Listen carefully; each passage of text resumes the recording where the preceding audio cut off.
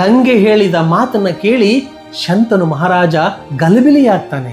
ನನಗಿನ್ನೂ ಕೂಡ ಅರ್ಥ ಆಗಲೇ ಇಲ್ಲ. ಹಾಗಿದ್ದ ಮೇಲೆ ನೀನು ನಿನ್ನ ಹೊಟ್ಟೆಯಲ್ಲಿಯೇ ಹುಟ್ಟಿದಂತಹ ನಮ್ಮ ಮೊದಲ 7 ಮಕ್ಕಳನ್ನು ಯಾಕೆ ಕೊಂದೆ?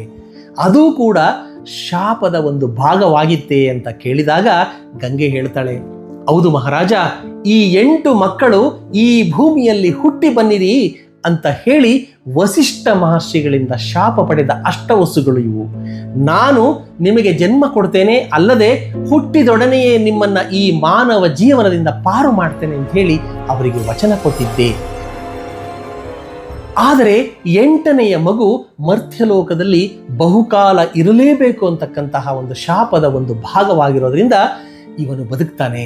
ದೊರೆಯೇ, ದುಃಖ ಪಡಬೇಡ, ನಾನು ನಿನಗೆ ಖ್ಯಾತಿವೆತ್ತ ಪೌರವ ಸಿಂಹಾಸನದ ಉತ್ತರಾಧಿಕಾರಿಯನ್ನ ಕೊಟ್ಟು ಹೋಗ್ತೇನೆ ಅಂತ ಹೇಳಿ ಆ ಮಹಾರಾಜನನ್ನ ಸಮಾಧಾನ ಪಡಿಸ್ತಾಳೆ. ಗಂಗೆ ಹೇಳಿದ್ದನ್ನ ಕೇಳಿದ ಅವನು ಮೂಕನಂತಾದ.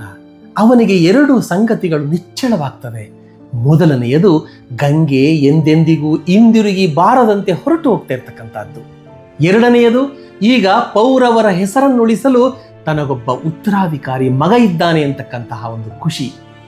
ಶಂತನುವಿನ ಮನಸ್ಸಿನ ಭಾವನೆಗಳೆಲ್ಲ ಗಂಗೆಗೆ ಅರ್ಥವಾಗ್ತದೆ. ಅವಳಿಗೂ ಕೂಡ ಅವನನ್ನು ಬಿಟ್ಟು ಹೋಗಲಿಕ್ಕೆ ಮನಸ್ಸಿಲ್ಲ.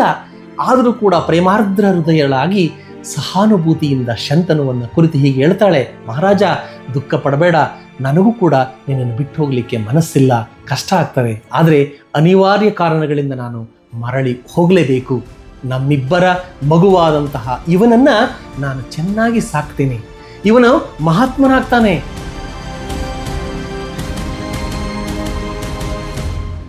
ಚಂದ್ರವಂಶದ ಸಿಂಹಾಸನವನ್ನು ಅಲಂಕರಿಸ್ತಾನೆ. ಪೌರವ ರಾಜ ಒಂದು ಏನು ಸಂಕುಲ ಇದೆ ಅದರಲ್ಲಿ ಎಲ್ಲರಿಗಿಂತಲೂ ಕೂಡ ಮಿಗುಲು ಅಂತ ಅನ್ಸ್ಕೊಳ್ತಾನೆ. ಸೂರ್ಯ ಚಂದ್ರ ಇರುವವರೆಗೂ ಇವನ ಹೆಸರು ಶಾಶ್ವತವಾಗಿ ಉಳ್ಕೊಳ್ತದೆ ಎನ್ನುವ ಸಮಾಧಾನದಿಂದ ಗಂಗೆ ಅಲ್ಲಿಂದ ಅದೃಶ್ಯಳಾಗ್ತಾಳೆ.